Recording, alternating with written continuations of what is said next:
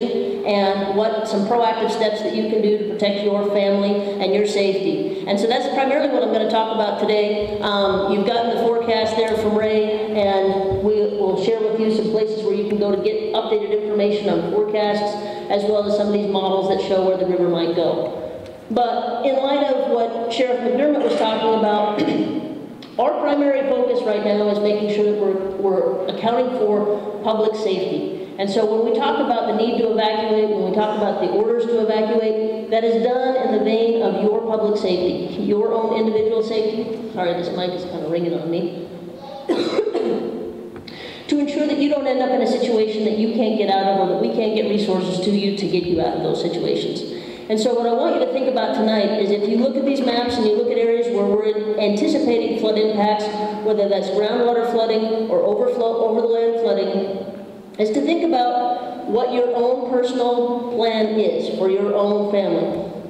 There's an old saying, even a bad plan that you make for yourself is better than a good night, to kind of encourage you. If we evacuate and you don't have someplace to go, we're going to rely on our partners with the Red Cross, who set up a shelter. Thinking about that has a loss of use clause that will allow you to stay in a hotel, whether you have somebody couch surf for a while. These are the kinds of things that we're encouraging you to think about right now. If you don't do anything else, I hope that you come away from tonight with a sense of urgency to register for emergency alerts. Show of hands, how many people have a landline phone? Okay, right? Most of us rely on cell phone technology. Our ability to communicate with you, to notify you of these rapidly changing conditions, or in the event that we're going to evacuate someone out of an area, is contingent upon not only sheriff's deputies being able to get to your door, which in case of flood, that may be delayed or hampered, but it's also our ability to reach you with our emergency notification system. So if you raised your hand and you have a landline phone and you're at home when that happens, you will receive that alert. If you have a cell phone and you have not registered with Smart 911, you will not receive that alert. We do not have the ability to geo-target those alerts down to those neighborhood levels unless you proactively register your cell phone. And you can do that at smart911.com, or off of Missoula County Office of Emergency Management website. There's a link to do that as well. That is probably one of the best things that you can do, is to stay informed of the situation and of changing conditions. And so, again, if you take away nothing of everything that I'm talking about tonight, please go register your cell phones with Smart 911 so that you have your cell phone registered to your address so that we can communicate with you in a crisis. We tend to try and lean forward as much as we can, but as Sheriff McDermott alluded to and Ray talked about, we have models that tell us where we think the water's going to go based on a whole lot of factors. But ultimately, sometimes we end up in a reaction mode. And so we ask that you take this as a warning that we're going to ask you to be prepared to leave if in fact we come to your door and say it's time to leave. We oftentimes don't have time for 2 days of arranging for pets, valuables, all of those other things. By the time they come knocking on your door, by the time your phone rings and says it's an evacuation order, it's time to leave now. So start thinking about what you need to take with you, where you're going to go, how you're going to communicate with your family should you become separated in that condition. And there's lots of resources on our website that will help you assist you in making some of those preparatory plans. Talked about arranging for housing. Again, we have our awesome partners with Montana American Red Cross, who stand at the ready and actually already have a shelter open at Christ the King Church. We have had some residents that have been taking advantage of that, and they stand ready to open their doors to anybody and everybody that needs sheltering. If you don't want to do that, you need to make some arrangements ahead of time. Plan for your pets. Okay? If your animal is not a registered service animal, unfortunately the Red Cross cannot accommodate those animals at the shelter. We're working with a lot of our partners in the community, our non-governmental entities, as well as the health department with animal control, to look for some additional opportunities for housing and temporary housing of pets and livestock, and we'll continue to work through that. That information will be available on our website. But right now, those are pretty limited in our abilities to house a whole lot of pets. So start thinking about, do you have friends, family where you could take your animals? And I think that's where I'll probably stop. So, thank you. Next we have Jeff Brandt, the Assistant Chief with Missoula Fire Department. Thanks, Mel. Good evening, everyone. My name is Jeff Brandt. I'm the Assistant Chief of Operations for the Missoula Fire Department and part of the incident management team that's been stood up to assist the agencies for this event coming up. And I'm also here with Greg Orr, who's a Battalion Chief for Missoula Rural Fire District. So we'll reiterate again to be informed and have a plan. That's the best thing to do. I'd like to talk just a little bit about the hazards that are out there when you guys are trying to, and the biggest thing, of course, is mitigating your property or helping out your neighbors. And so in these waters, as they flow through, you've got underground utilities to be aware of. You've got, the undermining of the river flows that are coming up for your propane tanks or other people's utilities that you don't know. So that's a pretty big hazard. We've had the electric companies, both Missoula Co-op and Northwestern Energy, out helping today and trying to define some of those hazard areas. That underwater current, not only just over the top, but the groundwater seepage up. So keep in mind that 6 inches of flow can move you or a person next to you. That 12 inches of flow across the top of the water will move a vehicle. And so as we're predicting these higher floods, that 6 inches to 12 inches to even higher than that in this new flooding area is a real hazard. And that's something to be aware of as you're out there. As you're out there helping neighbors or helping yourself and your properties, realizing that your exposure to cold water is hazardous as well, with the temperatures of the runoff waters, the hypothermia, and then we roll into a health hazard that I believe has been issued, that any standing water, and if you're on a well, that you need to be not drinking that water. But let's make sure that our friends and family are not out working or playing in those areas. So it is our recommendation to stay away from that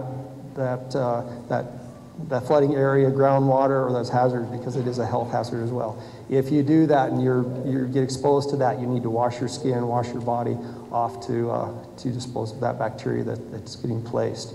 So our agencies, along with all emergency responding agencies and fire, have response triggers and management action points in place as that water level rises to respond to your needs. But the best thing you can do is self-help and get a plan in place. Thank you.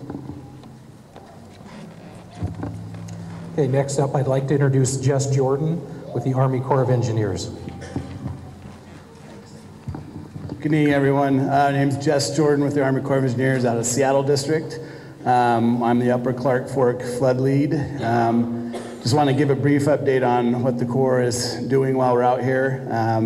This originally was scheduled as a flood exercise where we prep for a flood, and it's turned into a flood response.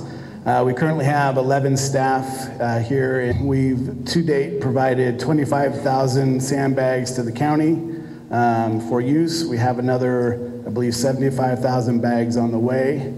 At this point in time, we're continuing to coordinate with the county and the city with any sort of material assistance that we can provide, which would come in the form of super sacks. In addition to that, we are currently actually have 2 direct flood fights that we're doing up in Plains. We will be here through the week, likely through the weekend.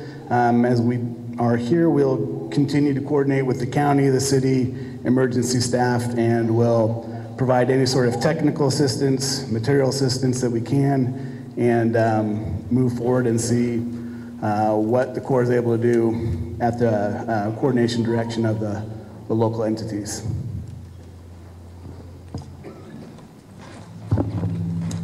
Okay, and lastly, Shannon Terrio with the Missoula City County Public Works. With the Health Department, City County Health Department. That's all right. Hi, I'm here to talk about wells and septic systems.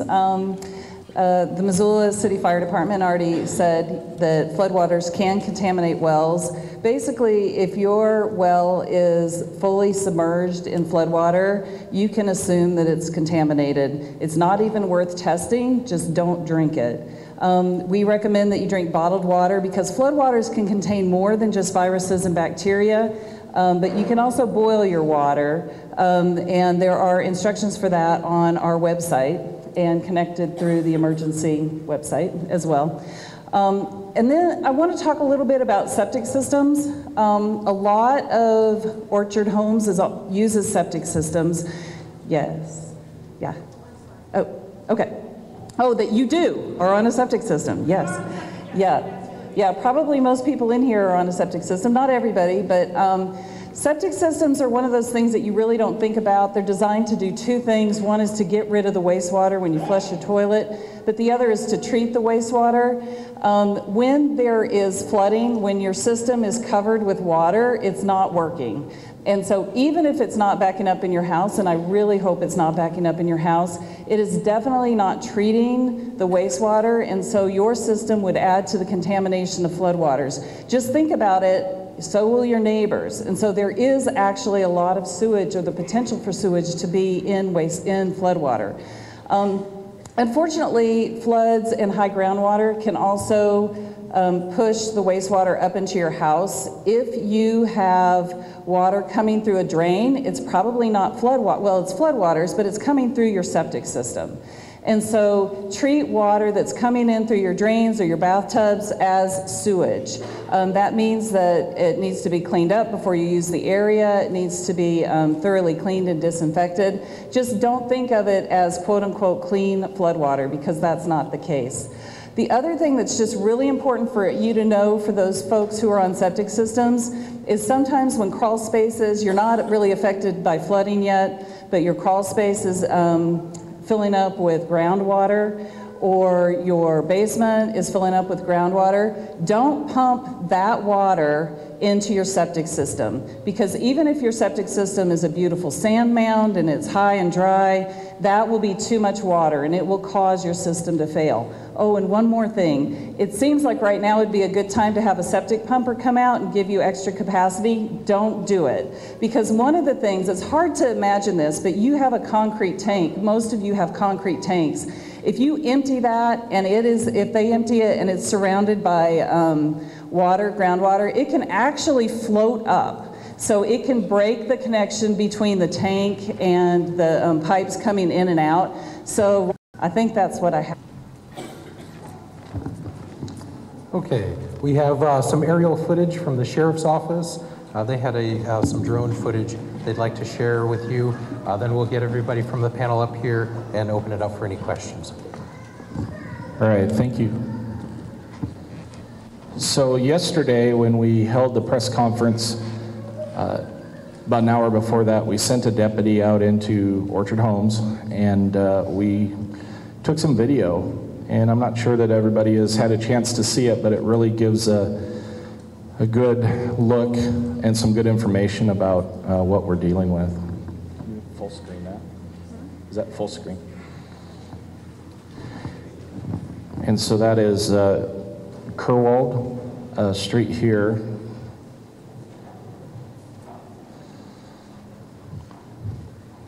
And we're just west of Tower Street.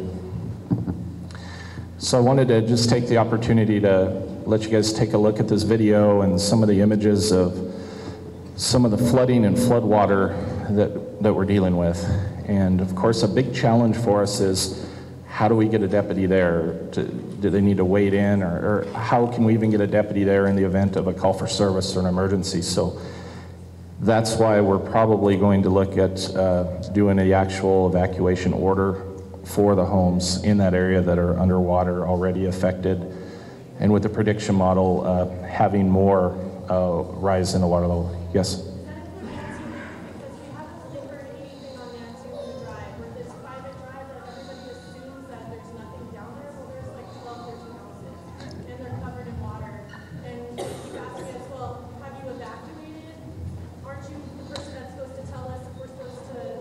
We are. Yeah. And I understand that. So today we did the warnings, the evacuation warnings to over 850 structures and homes in that area, which really what we're trying to do is just get people prepared to evacuate themselves if it becomes necessary, their family, their animals, take care of their valuables.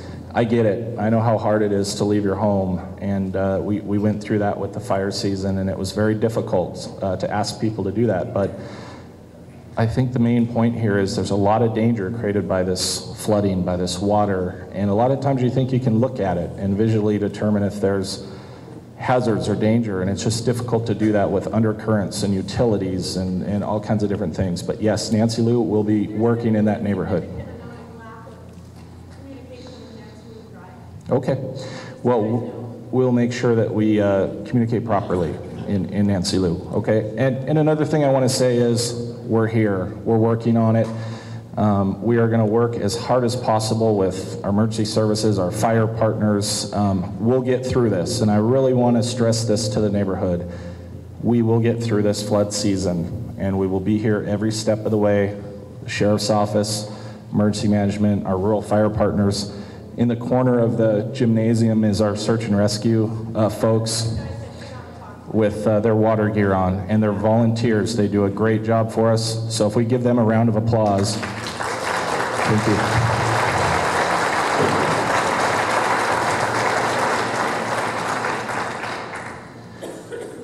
But we will get through this, and we will be here for you, and we're proud to serve and do what it is that we do. So I'll turn this back over, and we'll bring some folks up if we have questions. Are you guys taking questions? We are taking questions. I saw a question right here. I saw some news about checking levies, and I wonder what the information of the current status of the levies are. Okay, checking levies, current status of the levy. Yeah, he had some questions on the levy and the current status of the levies. Army Corps of Engineers. Yes, this is again our annual time that we come out and check the levees. In addition to us, is this FloodX, we have levee inspectors, civil engineers are coming out and looking at the levees and do a report. I have a call into that. I've been made aware of no issues thus far. When we've done our recon, we came in Sunday night, and then earlier this morning, we haven't seen any issues with any levees. So as of now, there are no concerns with any of the current levees. We still have a couple more to go. There are a number in the area, but we'll be doing that this entire week as we split teams between planes and here. Do we have a question in the back? My job in this, I've lived out in this area. I don't live here anymore because I know it's going to flood all the time. I've just a little in the county. They knew this was going to crest, and they know that the hydrograph or peak flow in the Clarkport isn't even for 3 to 4 more weeks. If you look at the hydrograph, the last week of May is the second week of June each year. So these people haven't seen the worst. We have a lot of snow still up there. We have record snow in most of western Montana. You're going to reach 13 feet by this week, which is 2 feet over 2011 level. Nothing was done after the 2011 flood, so no planning for an additional dike. They should have never allowed those homes, though, in the floodplain. That's a problem, but we have that problem now. What is the county actually going to do, and why weren't you honest with these people? They haven't seen the worst yet, and you still have a voluntary. They need to be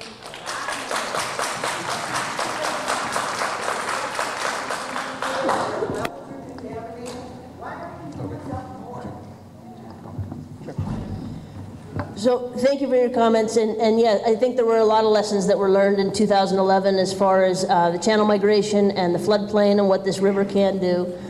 You're spot on in that we have a tremendous amount of snowpack still left up in the hills, and I would invite Ray to talk about what those numbers actually are. And as we've been working with the National Weather Service throughout this spring, in anticipation for perhaps a historic flood season, we also were kind of had that on our radar for late May because that's when we traditionally see it. This is much earlier than we see flooding impacts of this magnitude. We are working very hard to make sure that we assess where and providing those resources to them. Yeah, I think that is a very good point that everyone should pay attention to, is that we have a tremendous amount of snow left up in the hills to date that has yet to come off, has just started to come off. And so this is only the beginning of what we anticipate to be a very long, very serious flood season. Additional questions? Another question for the Army Corps of Engineers. I'm thinking, I'm responsible for a number, well, not responsible, I'm speaking for a number of families from the end of Short Street, parallel with the dike, to the end of Hyberta Street. You know, all that property there. Do we expect or can we anticipate the water to reach the dike in that area?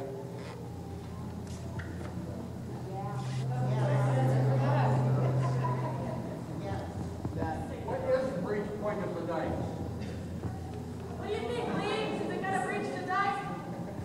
I'm telling you people, we need to be scared. This is a record year. Army Corps, do you have? We need to be honest. I don't know. I haven't seen them on. I haven't run any numbers. So they're running the numbers, God knows them, but they need to run the numbers and they need to tell you ahead of time. I can't speak specifically to whether I mean, that's there's models, right? And so we're going out the models. We're again coordinating with headquarters.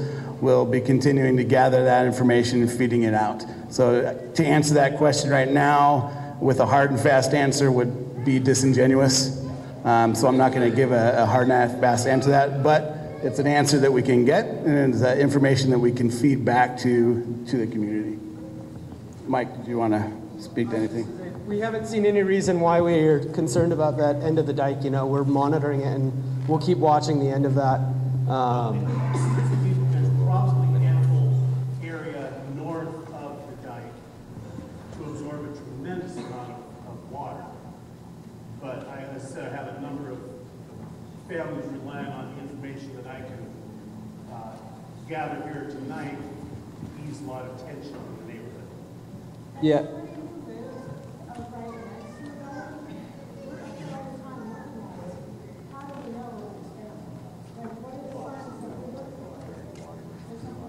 So you're really watching for any development of like a scallop in the edge of that levee bank, or the rock disappearing off the edge of that bank. It's hard to tell in the floodwater because it's already murky and dirty and muddy. So on the other side of that dike, is the water starting to come out? So you'll see seepage come through the dikes just because they are porous structures. You're watching on the outside of it to see if the dirt in the edge of that dike is falling away. If it's, yeah, I mean, the whole area is saturated, and you're seeing groundwater coming up in a lot of different areas. Yeah. And we can keep monitoring that, and I'm sure we'll be down through there all this week looking at it just to keep checking for the integrity of it and seeing what we see through there as well. So, I got a question. I live on Hyberta, and there's only 2 houses, and by the dike and stuff, why aren't they building more houses right by the river? Why aren't they on the water plane? There's a brand new subdivision being built there. Why aren't they on the water plane? Why aren't they even building there? The house that burned there, that was built by, and now you're building around. Yeah. They're building a second phase close to the river. Yeah. Not a flood zone, but I'm sure. And that's not that. But you guys are about. So we don't have people here to answer that specific question. I'm sorry. We'll try to get you an answer on that. I have another question. I'm sorry. What's that? Come on up. It's gonna might get a little screechy here. I think what most people here want to know is what is the contact information for sandbags and sand, and who, if possible, is there a map of who, not who is pre-evac, but who should be thinking about accessing those resources and sandbagging their properties. My other question is for the hydrologists, is that since the Milltown Dam has come out, the river has been shifting dramatically. I think we can expect these extreme events more frequently. This is a long-term plan. What is your long-term planning for where the river really is? But I think the most important question right now, and the urgent question right now, is where do we go to get information for sandbags and for sand, and which of us should be getting that information, and for whom is that most urgent? And there are a lot of people in this room who aren't even under pre-evac. I think that water's going to come over 3rd Street. I just went down there today. I think it's coming over 3rd Street. Who should be getting sandbags? Who should be getting sand? Do you have a map of those areas? And do you have contact information for where we can get a hold of them? Thank you. So to answer some of your questions, there is a map. Sorry, I got to get away from the mic, otherwise I'll. So there is a map over here of some of the areas that anticipate to see overground flooding as well as groundwater impacts. If you live in those areas, then you should be looking for sandbags to sandbag your property to protect it from floodwater. Groundwater flooding, sandbagging is not effective because it's coming up from below and you essentially just create a swimming pool. We have sandbags available. We've made them available to the public. You can either pick them up at Training Drive out where our Public Works Department is, west of the airport, or we've been delivering them here to the Orchard Center. And as that supply gets depleted, we'll continue those with sandbags. On our website, Office of Emergency Management, there is a list of all the sand vendors that will deliver. And what we're looking for is material that actually will hold back the water rather than a gravel or road-based material.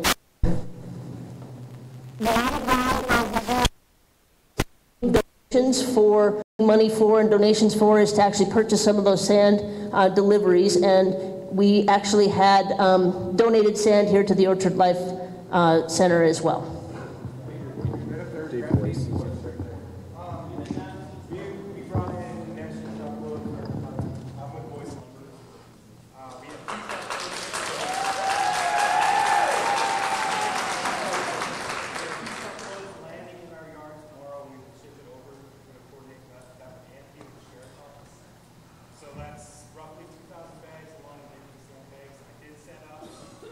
Sandbag bagging center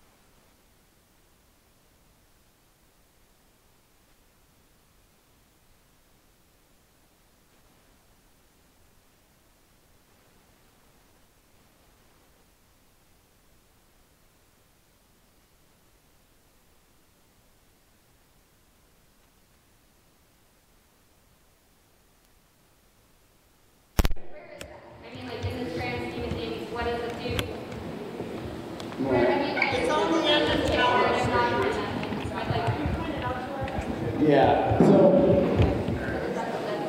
so there's, what is it? It connects to Tower Street, and then there's another berm, another levee that goes off. There's a gentleman's house that's sort of sandwiched in between the two of those.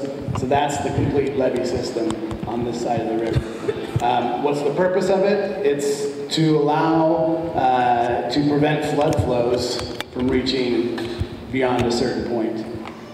As Mike said, a levee is made out of porous material. And so you're going to get seepage that goes through the levee, you're going to get groundwater that expresses on the other side of the levee, and there's going to be places where the levee has gaps, right, or has places where the water is going to get into, and that's sort of the situation we're looking at right now. Now, in 1997, that dike breached. Nothing was done at that point. 2011, about 2/3 of the dike was destroyed. Nothing was done from 2011 till this. My question to the Board of Engineers, you guys came in 2011, you honestly made matters worse. You guys said much more riprap. Were you here in 2011? I was present for that flood event. I was not the flood engineer there, yes. Okay. Positioning of that riprap out of the water directly down Thirlwall Drive, where the left water level was, the actual flood level was dropping at that point. When you guys set that riprap, my siding forces are 7¼ inches per radius. It came up 2 layers of siding. I had an enormous amount of additional damage as a result of what you guys did. My question is, why, when you saw what took place in 2011, was nothing done to prevent the mess we're in today? I know you couldn't prevent it completely, but you could have made a lot of things on the local. The last thing I need to say, the Sheriff's Department, Emergency Management, Search and Rescue, they should be applauded. They're doing it.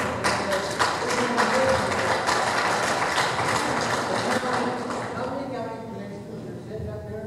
How many county officials are here? None of them. They could care less about it.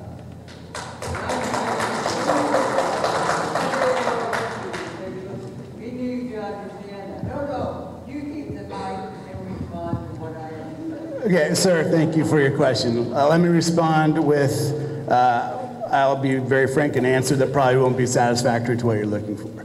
But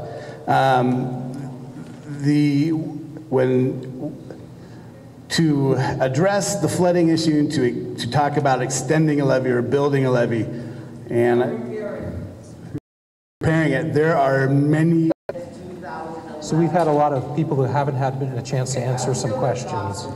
The county did nothing since 2011. They've done nothing since then. They've allowed continued subdivision for tax dollars. Sir, I'm going to finish. I'm a hydrologist. We rip-rap all the way through town to reserve, then we let it blow out. That's what rivers do. They've got to be in equilibrium. We all need to know that. He's an engineer and a hydraulic engineer. See, he should know. What's been done is absolutely nothing. The county hasn't extended a dike, but has allowed additional subdivision, even after flooding, and haven't even repaired an existing dike. That's outrageous to these people. Why don't you be honest with them? And why don't you tell them that we're going to really have a record flood, we're going to hit 13 feet by Friday, and it's going to get worse, and be honest with them so they can evacuate now. They need to be evacuated mandatory. Okay, thank you for your question. Ma'am, you had a question? Yeah, I looked at the map online in the county about, where the evacuation zones and so on are. And I see the colors on there, but there's no legend that says what means what. So what's green, what's blue, what's red, what does all that mean? Yeah, so there is some mapping information down here, some polygons. I know it's polygon 3 that our deputies were working with today when they went out and did the notifications. I will be here, as well as these folks, to walk over to the map with anyone that has those questions. Ma'am, I want to make sure I get your name and address from Nancy Lou. And then I just want to mention, that law enforcement, we're dealing with the evacuations. We have Office of Emergency Management. Some of the subdivision questions and the housing development questions, they're good questions. They really are. But what I want to say is that tonight, I just want to give the most up-to-date information. It changes about every 4 or 5 days, right? And so we want to get that information out to you. Just reassure people that we're working on it, doing our responsibilities, our duties. All of these questions, it looks like we need to continue with some public sites. I'm worried about planning. Okay. I appreciate that, sir. Let's go all the way in the back, ma'am.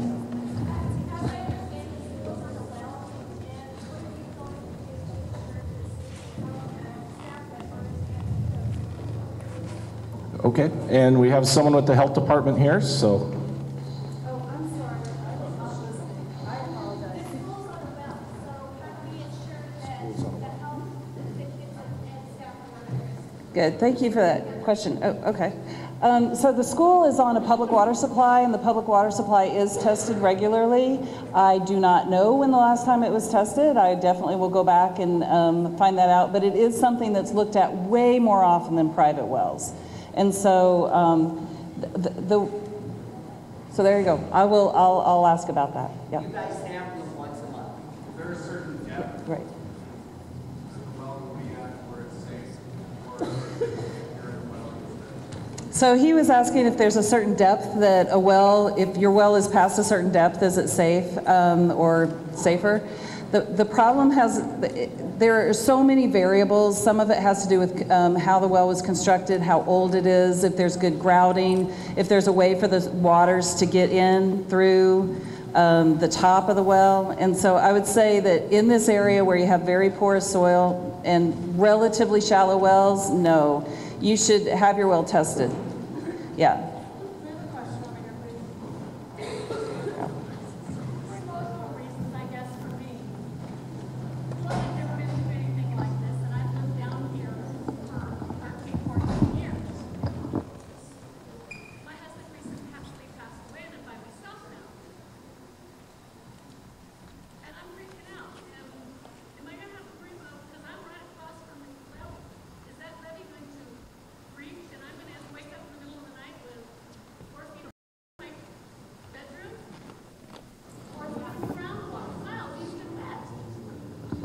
Okay. How many people have signed up for Smart 911? Okay, good. And, okay, hold on a second. Smart 911 is a great way for people to sign up, talk about any special needs that they have, if they live alone, animals, so that our first responders, in the event that levee does break or the flood water rises, that we can know that question answering as well as, and, go ahead.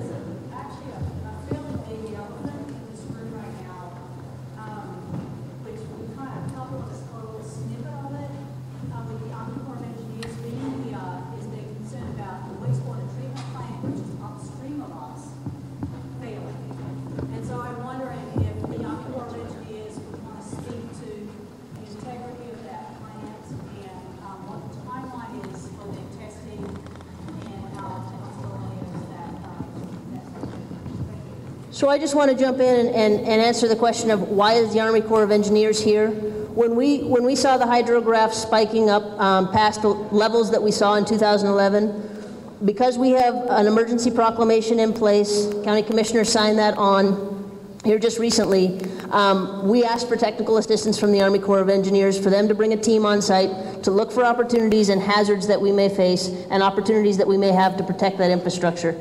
To your other question, as far as the technicalities of what's at risk as far as the water treatment plant, I'll hand it over to Jess. So we deployed Sunday. From that time of deployment, we've been having to address the wastewater facility up in Plains. We have a crew go out this morning and start looking at some levees in Missoula. We did take a look at the levees all week long. And at the first sign of an issue, we'll be addressing that. As much as I'd like to answer that question or not, We do our very best to work with the sponsors to make sure that those levees are in working order and receive the routine maintenance that they need to do so that they are maintained and viable. That seemed like an unsatisfactory answer.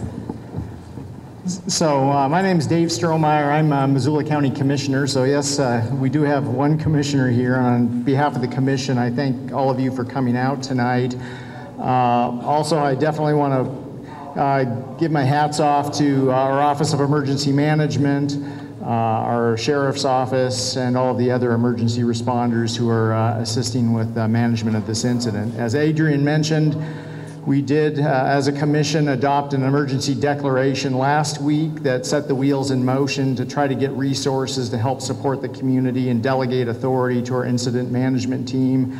We've heard some comments tonight about some broader issues related to land use and also what may or may not have happened in the past relative to the Army Corps of Engineers. All legitimate questions, but those are not going to be addressed right here tonight. We've got more pressing issues with the waters before us, but I don't want to be dismissive of that because land use and building and development in certain areas certainly does create challenges for emergency responders down the line like we're dealing with right now. Do you have a question? Back behind in the blue. Yeah, I live on East Front Street, and if you look at the National Weather Service, they say 13 feet East Front Street, you expect flooding.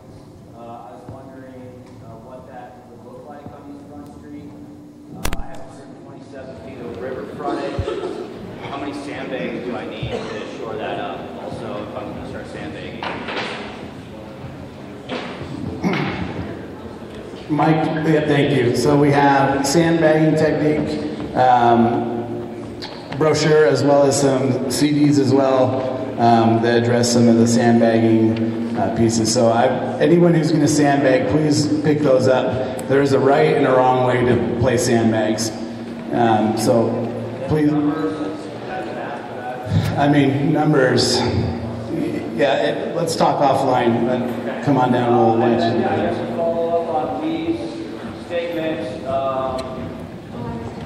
We are expecting more flooding. What does the National Weather Service look at? What are we looking at next week or 2 weeks out? That hydrograph really goes 7 days out. And how accurate have you guys been in the past? I know last week you were about 6 inches off of your crest prediction. So is 13 feet really the top of what we're going to see, or what would you expect 2 weeks from now? Well, as we all know, May is one of our wettest months. June is one of our wettest months. So, yeah, we could go a lot higher.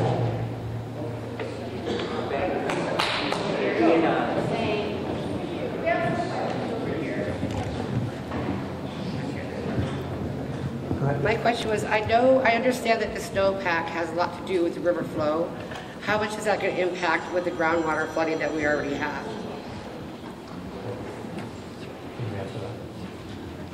Can you repeat the question, please? I understand that the snowpack that we have that's starting to melt and come down is going to have a great impact on the river. How much is that going to impact all this groundwater flooding that we have already?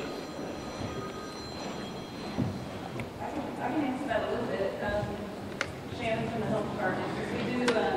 We do groundwater monitoring as well, and basically what we see in this area where the soils are very porous is that there is a direct correlation between the groundwater and the groundwater coming up and the height in the river, the water in the river, and it peaks usually after the river peaks.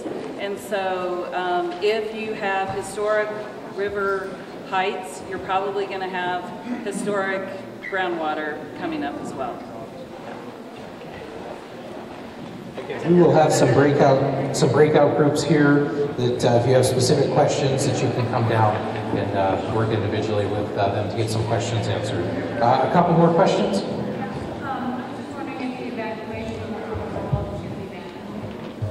Okay. I believe the Sheriff's Office is working with that piece. Right now they went, today they went around that area and issued warnings. And there's discussions that are happening, taking place to check those levels and assess whether that needs to go into the next level of evacuations.